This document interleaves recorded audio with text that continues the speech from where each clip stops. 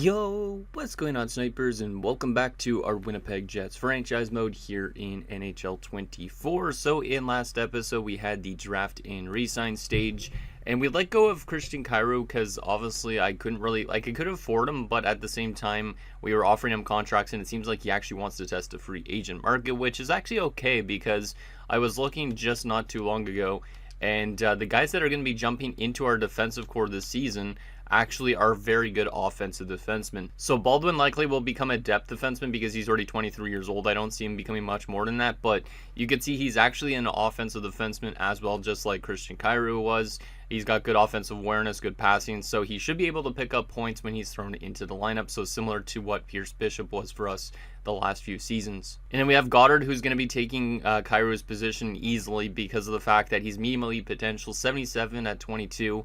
But his attributes are actually insane for an offensive defenseman, which is awesome. You can see he's got 98 passing and 89 offensive awareness. So I think if I put this guy in the power play, he should be able to do what Christian Kyrou did very easily because this team is so deep. So yeah, this is very exciting stuff. I didn't realize Goddard was that good. If I did notice he was that good already, I would have probably already had him in the lineup this season. But he had a pretty good AHL season in his rookie year with 35 points in 72 games. So he's going to be jumping right to the NHL right after that, and I think he's definitely going to be a very solid defenseman for us to help with that secondary goal scoring on the defensive side of things behind Vandermeer. But anyways, that's that. So I don't think I'm going to actually sign anything in free agency. I didn't get any comments in the last episode if I should bring back Kyrou or not, but I don't think I'm going to, just based on that fact alone, because obviously Christian Kyrou is an offensive defenseman as well. So I don't think it really makes sense for us to bring him back. And the fact that he also wants to test free agency, I could just let him go to wherever he wants to go. I think we're still probably in the minimum cap range. Let me just double check on that, because if we're not, obviously we might have to sign some depth forwards or something like that. We're literally just barely in the cap situation. That's crazy. Okay. So I might want to sign just a depth forward or another. Actually, maybe I could just sign another depth defenseman. Maybe Baldwin could go back to the AHL for a year. I was thinking of using him as a depth defenseman already because he's 23, but he could be back in the AHL with like Boer, Greer, Reese, Backer, etc. Yeah, you know what? We're going to sign ourselves another depth defenseman. And then obviously Goddard will be in the lineup this season. So we'll try and find somebody, I guess, offensively oriented as well. So that way, and if we have any injury problems, then we have them. Let's see what we got here. Also, I didn't really want to wear my jersey for today's video just because it's starting to get a little bit warm outside, and I will probably feel like I'm overheating by the end of this episode, but I did get a haircut at least, so that should help me at least stay a little bit warm, or not warm, cold. Reginald Sainlac. Really good passing stats from this guy, but not the offensive awareness. He's never played an NHL game, but he's pretty much a perfect 7th defenseman. Because he's a 77 at 26. Or do I go with somebody like Danford instead? Danford doesn't have that passing. You know what? Let's go for Sainlac as our 7th defenseman. He doesn't want too much, and we'll give him a little bit more than what he's actually asking for, just because I want to make sure that we are afloat with the salary cap. It's kind of crazy that we actually still have to deal with that, where we're actually below the salary cap, because this team is pretty damn stacked, and they're still below the cap. Obviously, soon enough, we're going to have to be paying guys like Aiden Irving and Michael Mee some more money, so that kind of makes sense. But let's advance a few days and see if that guy accepts. He probably should. And I think that's all we really need to do this offseason before we'll actually start simulating the season up. Let's see. Oh yeah, Lannon was still an RFA. I forgot about that too. So Dwayne Lannon that will actually help us with our cap situation a little bit. So Lannon will accept a 1-year deal. We'll definitely match that 1-year deal at 1.8. So there is Dwayne Lannon, and we also do get Sainlac in. The only other one that we have to pay money to is King, right? I think. And that's definitely going to help us with our cap situation quite a bit. Yeah, Stanley King is the only other one that needs to be signed.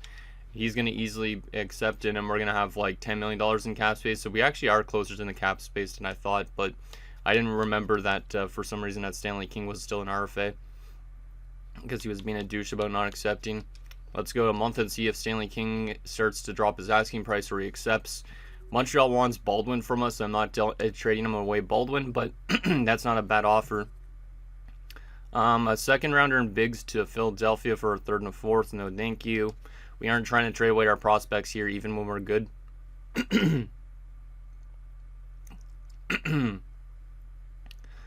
A second and a seventh for a third in Samuelson. No, thank you. We already got our defensive core already intact. It should be a pretty good defensive core. Maybe I should just remove all our prospects from the block because we're just getting thrown a lot of offers for guys I don't want to move.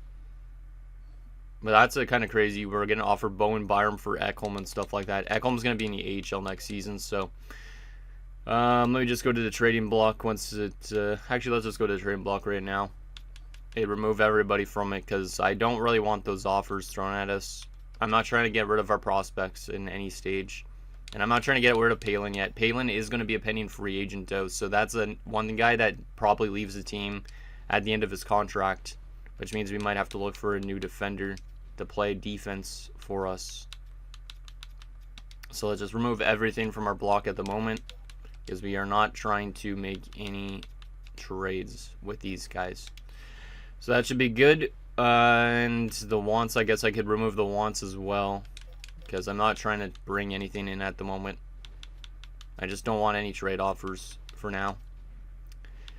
But I'm excited to see what Goddard could do. Based on those offensive awareness and that passing, I think he's going to be a very good defenseman at the NHL level, especially with a power play like ours that he could be playing with Groshek, Irving, Vandermeer out there. There's a lot of good talent that he should be able to set up for a lot of goals. So I think he's going to have a very good rookie year. And since he's medium elite potential, he's going to become one of our best defensemen on the team, I think, and easily replace Kyrou. So Stanley King has already accepted his qualifying offer, so that's nice.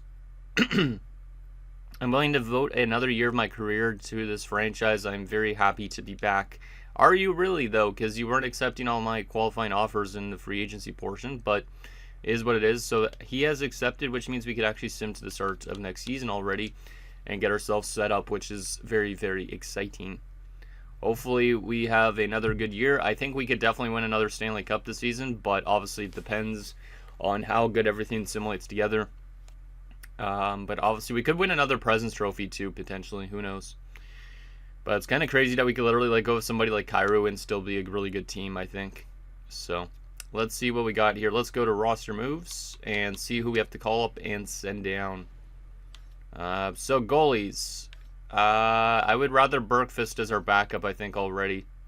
Johnny Grant. Jeremy Grant, somebody I traded hockey cards with one time. Oh boy, that's funny. Bergfist. Yeah, we'll do Bergfist as our backup. Grant can go back to the AHL to play with bigs. Nothing against Grant, but I do want to get Bergfist already some time, considering he's got that backup role. He's also got high elite potential. He is definitely the successor to take over for Stanley King as early as next season, potentially. So that's exciting. Defensively, 1, 2, 3, 4, 5, and 6. We need to call up Goddard for sure. Baldwin could be a 7th defenseman easily, but he's actually listed as a top 6 defender. I'm not going to call him up just because of that. I would rather have Sandlack as the scratch just because he's actually listed as a depth defenseman. So, yeah, we are going to definitely call up Goddard, though. So Goddard will jump in. He's up to an 80 overall, which means he'll likely be in our top 4 this coming season. Probably with Vernarski. And then Louis Vara would probably play in the top 6 with Scarlett or something like that.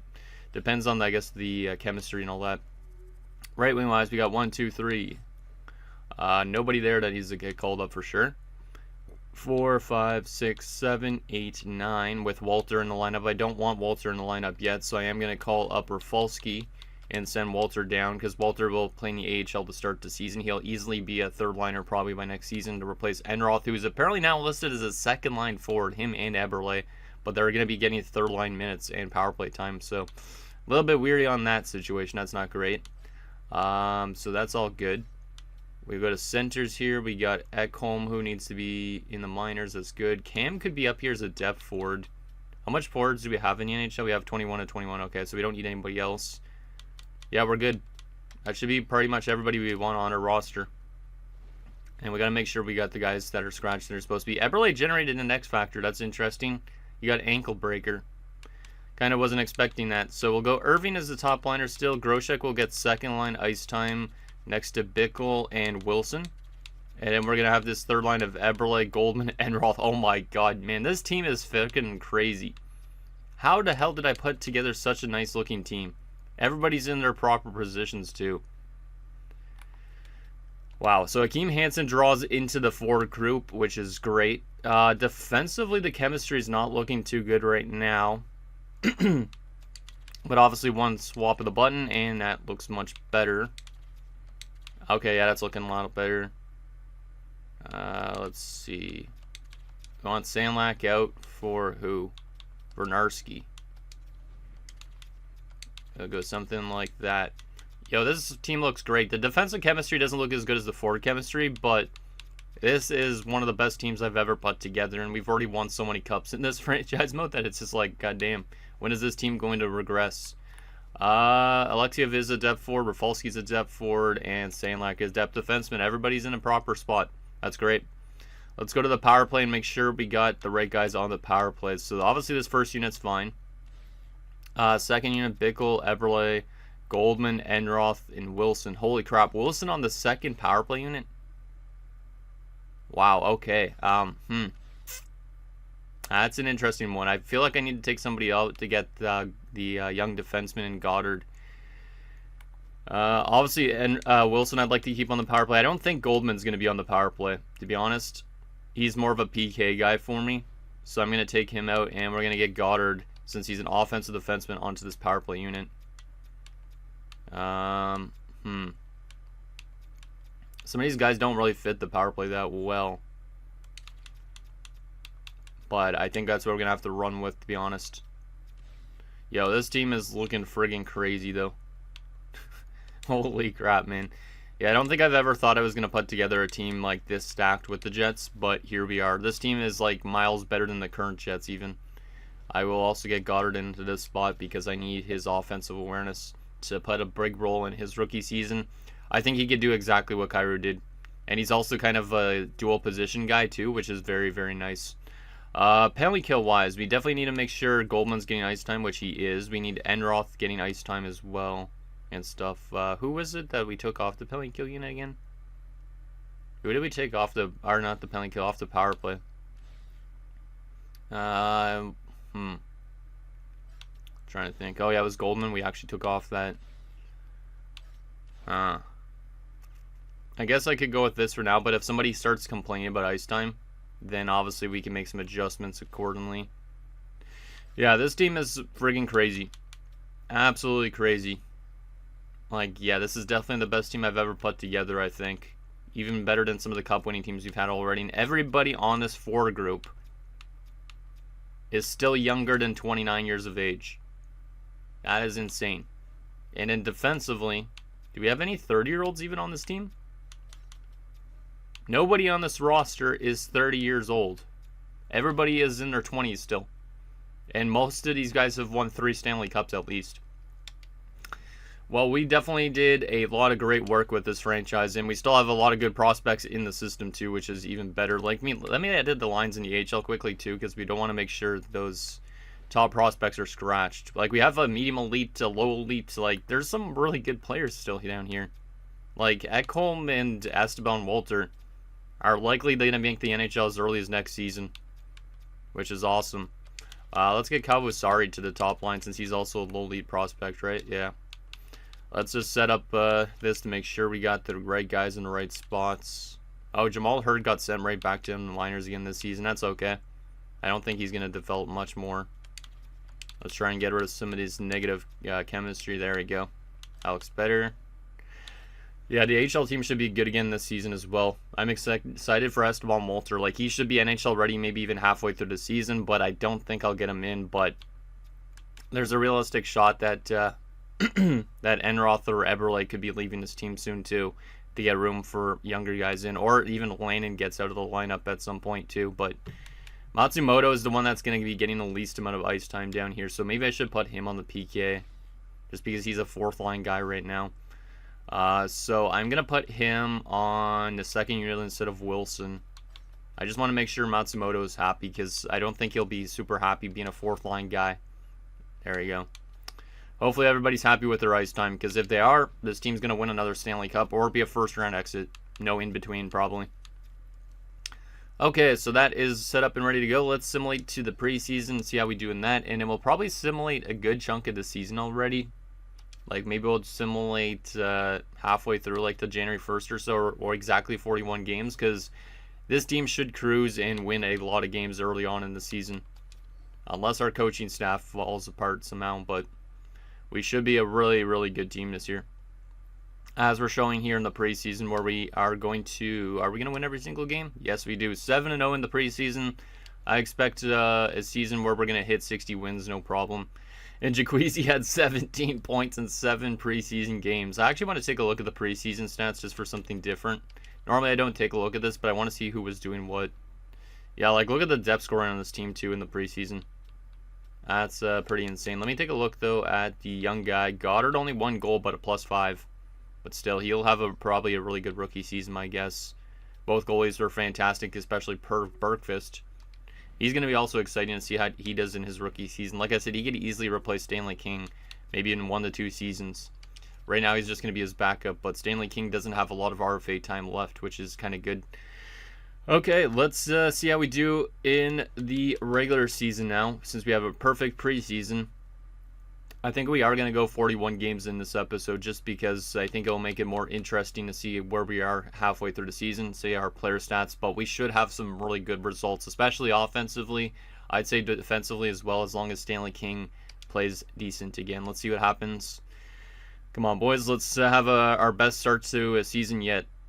9-8 shootout win. Imagine going to that game as Stanley King has bruised his shoulder, so we're already going to have to rely on youngster Bergqvist a little bit longer, which is not great, but at least he has a good team in front of him. And then Grant will have to get called back up, which means he is going to get waived when he gets sent back down, but that's okay. Good to have Johnny Grant always back up here again. I don't think he's going to get claimed when we send him back down, but Per Bergqvist is going to be a starter already.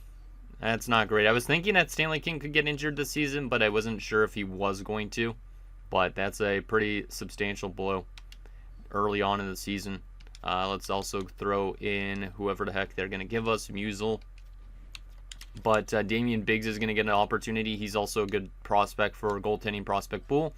But I don't know if he will end up making it with Bergqvist being our starter at the moment.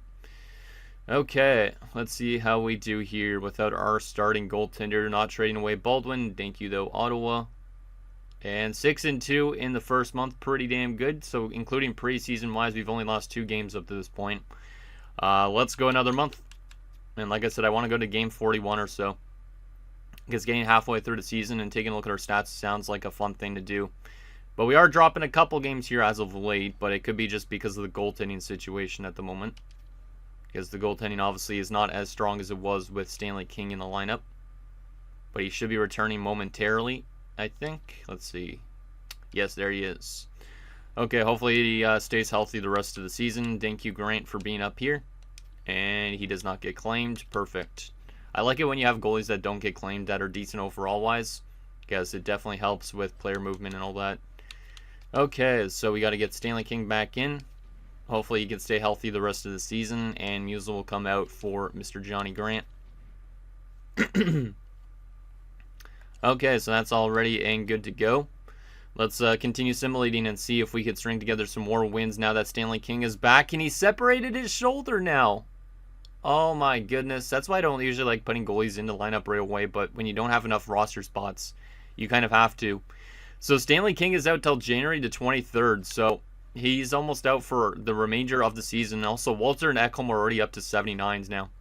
Crazy. But Stanley King has been out till January 21st, so he'll be out for the rest of this episode. Yeah, it's not great. Our goaltending situation definitely is going to be put to the task. Bergqvist is going to definitely play a lot more games than he was going to in his rookie season, but at least we have a good team in front of him, so he should be able to assimilate well enough. Like, this goaltending tandem shouldn't hurt us that much. But still, with that injury to Johnny Grant, or not Johnny Grant, what I'm saying, to friggin' Stanley King, that's not great. That's not great at all. And at least he still has 1 more year of RFA status, but I don't know how long Stanley King's going to be a part of this team for. I don't even know why he's getting injured so much. Like, Are we just not protecting our goaltender or something? Like, it's kind of crazy. Okay, let's continue simulating and see how we do. We should be able to still win a lot of games, like I said, without Stanley King. But obviously, without Stanley King, it definitely slaps us a little bit. We have lost 4 games in a row, which is not really that great. We are in a wild card spot, but hey, you know what? We don't need to win a President's Trophy. We just need to win a Stanley Cup. So as long as we can stay above 500, we should be fine. I don't really need to have a dominant season where we win another President's Trophy, because you're not going to win the Stanley Cup all the time when you win the President's Trophy, even though we have done that a couple times already. Oh boy, now Will Vandermeer has been injured with a mild concussion. Let's go replace player, I guess, on that front. But still, that's another substantial slap to our defensive core. He only missed 1 game, so that's not that bad. Or part of 1 game, I should say. That's good, because obviously he's our top defenseman, and he will definitely help us out with the offense. Is Goddard developed it all more? No, he's still a 79. Okay. Okay, so that is good and ready to go. We're back to full health except for the goaltending, of course. Let's see if we can get some more wins here, which we are doing so far, as expected. I wonder if Bergqvist will be up there for Rookie of the Year, potentially. I don't think so, based on some of these goaltending games, but it would be interesting if Bergqvist could win a Rookie of the Year based on the fact that King's been injured so much. And we're cruising through this month after we had that losing streak earlier. And what is our record going to be at the end of the month? 23-8-3 all of a sudden. So that's a total of 34 games. So we got 7 more games to go through. But we're on a really good stretch as of late where we've won 8 straight games. So that's really nice to see. Okay, so 7 more games to go through. So that means these 5 games and these 2 games. And then we've simulated exactly halfway through the season. So let's get through these ones as well. Our winning streak gets ended, especially to start the month against Minnesota. We do beat Toronto, lose in overtime to New Jersey, lose to Colorado. We are losing to divisional teams, which kind of sucks, but it's okay. Edmonton, we win. Toronto, we win. And Detroit, we lose. So 26-11-4 halfway through the season. Let me just, yeah, that is correct. I did my math right. We are almost tied for first in our division, just 2 points back at the Dallas Stars with a game in hand. We actually have a lot of games in hand on teams like the Blackhawks too, which is kind of nice. Okay, let's take a look at what has been going good for this team so far. Seems like offense is really good right now because Irving's up to 32 goals in 41 games. I do want to check who's the pending UFAs this year. Palin's the big one. Enroth is also another big one. Matsumoto still has RFA status. Same with Fernarski, Lannon, Alexiev. Yeah, I'm not going to give any of these guys extensions yet. Palin would be a nice one to give an extension to, but he's going to be getting... Yeah, he wants a lot of money. I don't know if he's going to come back, to be honest. I don't know if he is. We might be able to find a cheaper defensive option out there in free agency. Obviously, it makes our defensive core worse, but I'm not going to give anybody an extension yet. I just don't think it's worth it. Let's take a look at the standings so far throughout the season and take a look at our player stats. We'll take a look at the trading block, all that stuff right now as well.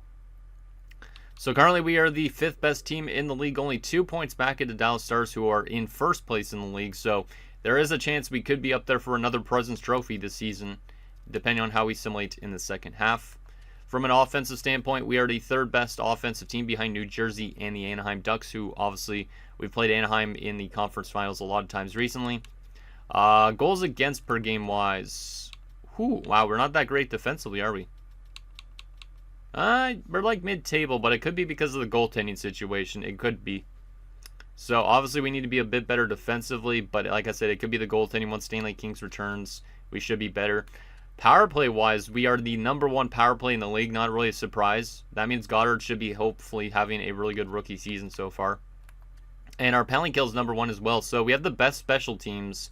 We aren't the best defensive team, and we are very good offensively. So yeah, we're having a really good start. We're not that good on the road. We are very good on home ice though so far through the season. So yeah, I like the way we're simulating. Even though we're not the best defensive team, I think I would rather simulate like this than too dominant. But obviously there is a chance that we could still win a President's Trophy this season, which is kind of crazy.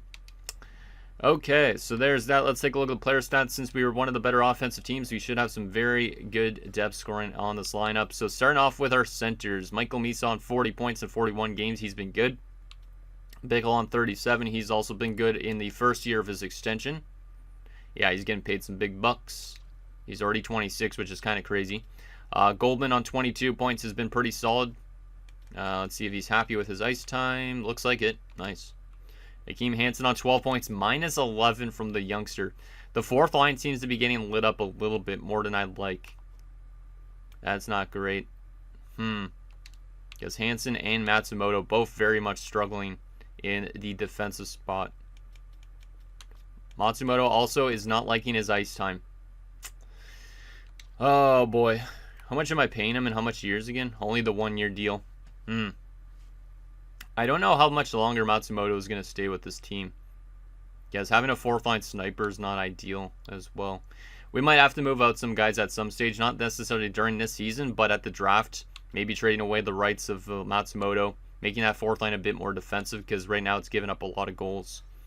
Left wing wise, Groshek on 44 points and 20 goals. He's been great. And Roth is definitely probably going to be a free agent at the end of the year, because like I said, we could replace him with Walter. He's been really good so far this season. Eberle on 25 points has also been pretty solid. And yeah, Lannon also is struggling defensively quite a bit on that fourth line. Yeah, he's a playmaker too. So I think we just have too much offensive options on that fourth line, and we need to maybe make it more two-way oriented. We could easily do that during this season if we want to for the playoffs, make it better defensively, or we could just trust in the process.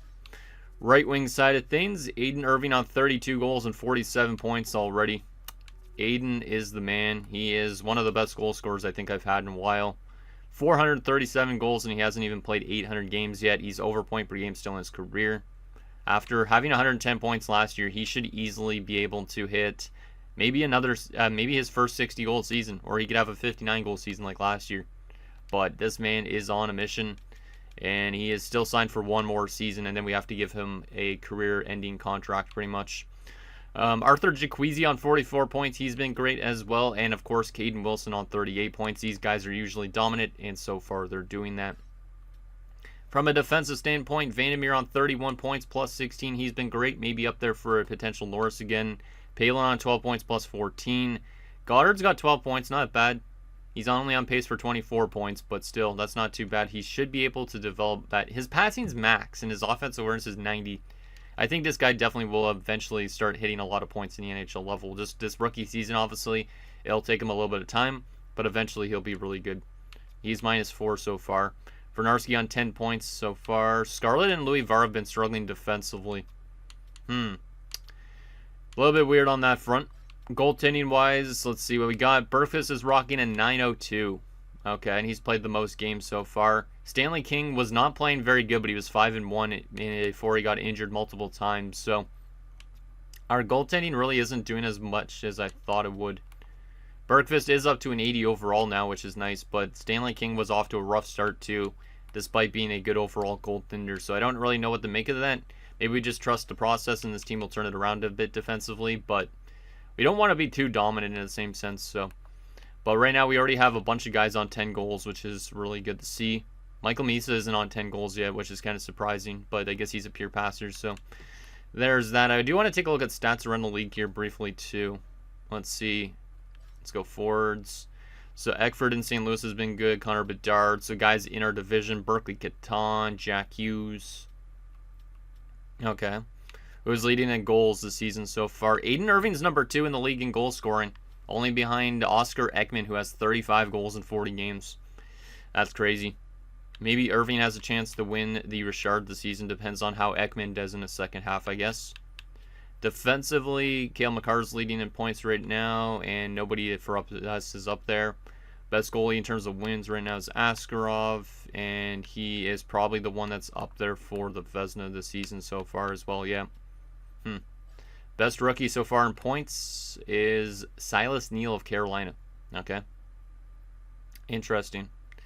So there is that. I don't really know what to make of some of our defensive numbers. I don't think we need to necessarily address it because maybe it will obviously play better than that in the playoffs because we do have a very good team. It's just something is underlining that's not as good.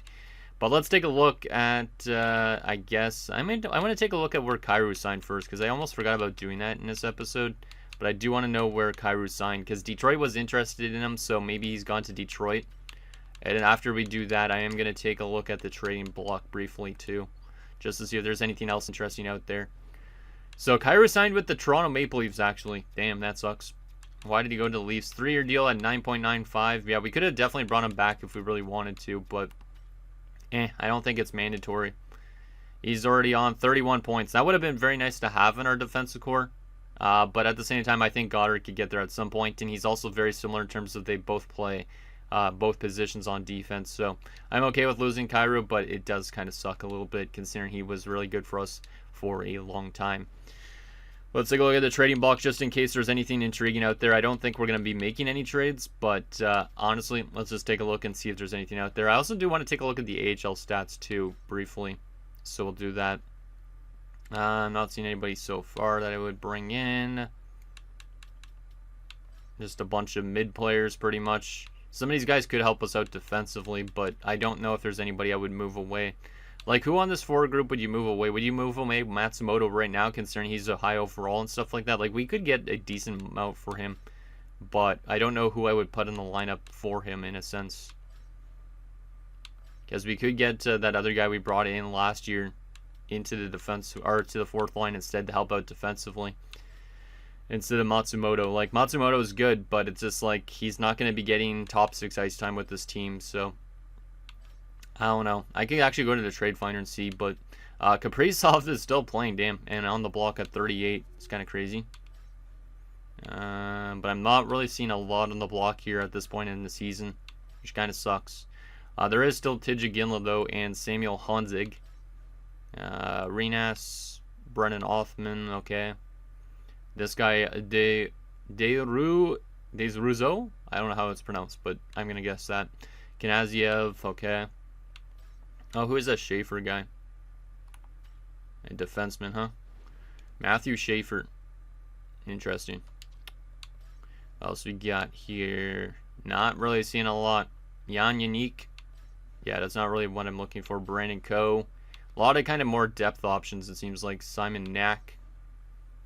Rue, who's a goalie. Interesting. Okay, so that's what's on the block right now. Not really seeing too much. I do want to take a look at the AHL, though, quickly and see how Esteban Walter and stuff is doing so far. Ludwig Edholm was over point per game, so yeah, him and Walter are probably doing really good in the AHL right now. Oh my goodness.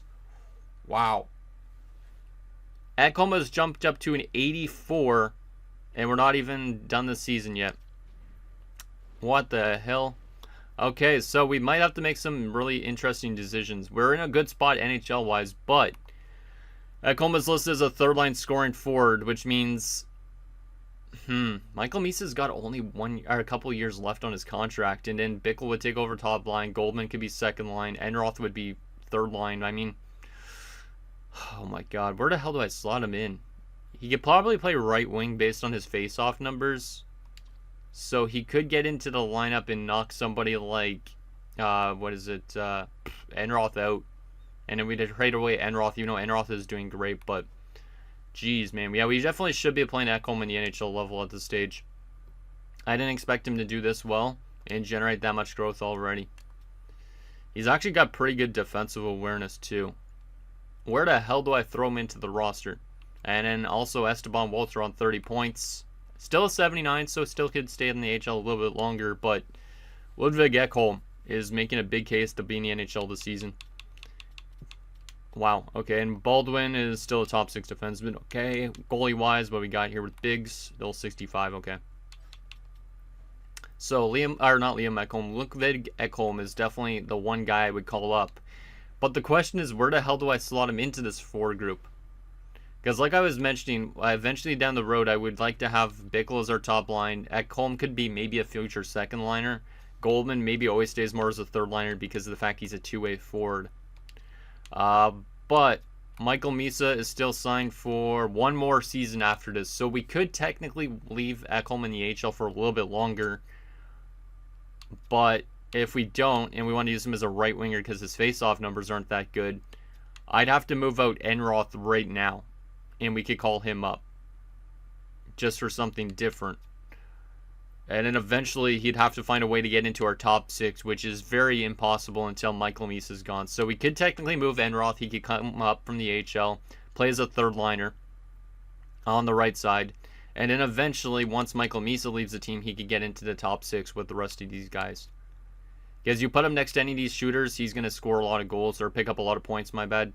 But right now, I honestly have no idea what we want to do to get him in if we really want to get him in this season. We could leave him in the AHL always for the rest of the year, but he is a very solid prospect of ours. Wow.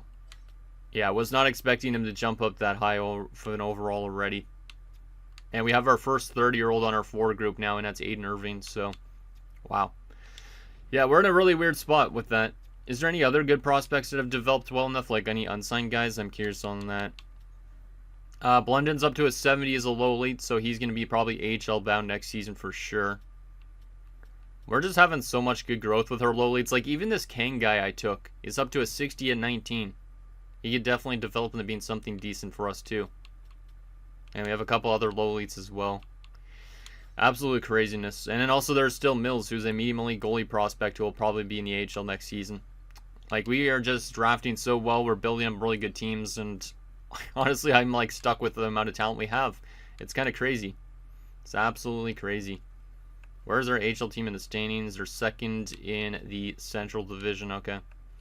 Well, anyways, guys, that's going to do it for this episode of our Winnipeg Jets franchise mode. So in next episode, we might make some tough decisions, like moving away Enroth, depending on what you guys think, if we want to call up Ekholm already, or we leave Ekholm in the minors for the rest of the season. And he gets into the NHL next year with Enroth leaving. And then eventually, once Michael Misa is up for renewal, maybe we don't bring him back, because we do have guys that could take over Michael Misa's spot. So anything down below, and I'll see you guys next time.